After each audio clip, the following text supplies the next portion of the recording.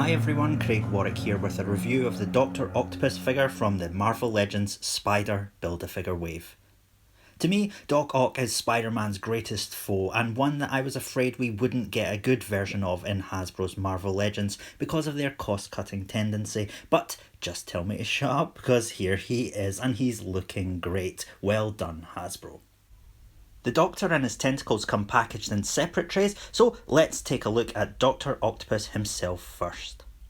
I love this sculpt. This is a totally new body sculpt and it captures Otto's overweight build very well. The wrinkles and details of his costume are captured well, and this piping along his collar and the hairstyle help us identify this as his clone conspiracy costume. It's a nice modern version of his classic look and I love it.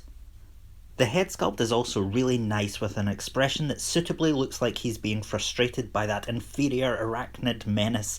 The top of his hair is a separate piece and looks much better than his classic bowl cut. His trademark glasses are also a separate piece and seem to be pegged and glued on tightly to his head. Unfortunately, the glasses on mine were a little warped in packaging, but I imagine that's something I could fix with some hot and cold water. Lifting his glasses reveals a really nice detail. Ock has fully painted eyes under there. That's going the extra mile, Hasbro. Thank you for that. Let's take a look at his articulation.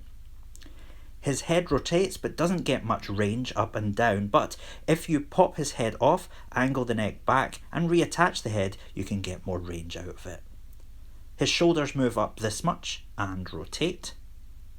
There's rotation at the top of the bicep, a double jointed elbow that bends this far, rotation and a hinge at the wrist.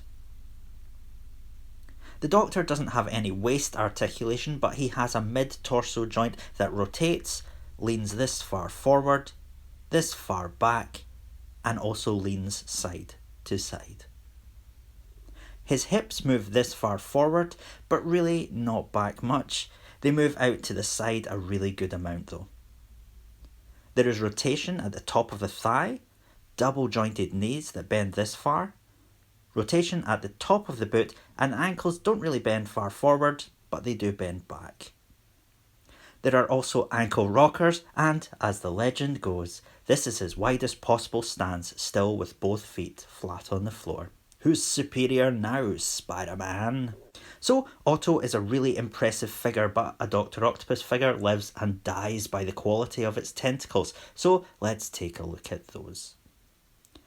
Some of the pincers for the tentacles need to be attached, and that's easy to do. Once assembled, they look really nice with a great sleek mechanical sculpt.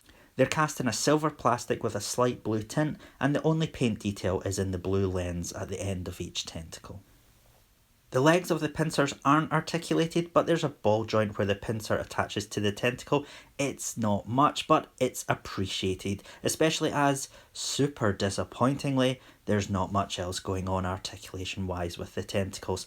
They are made of a soft plastic that can bend, but it returns to its moulded shape. There's no wire inside to help pose it, so unless you want to keep using near boiling water every time you pose this guy, you better learn to like the way these are posed out of the box. 2 tentacles are posed in this S shape and 2 in this U shape. The tentacles attach to the nicely sculpted ports in Ock's back really easily. They have lettering inscribed on them suggesting where they should be slotted in, but the ports and pegs are all uniform, so you can swap them around if you want.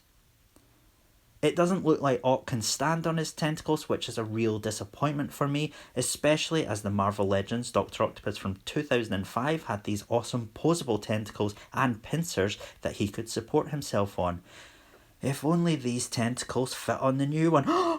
They do!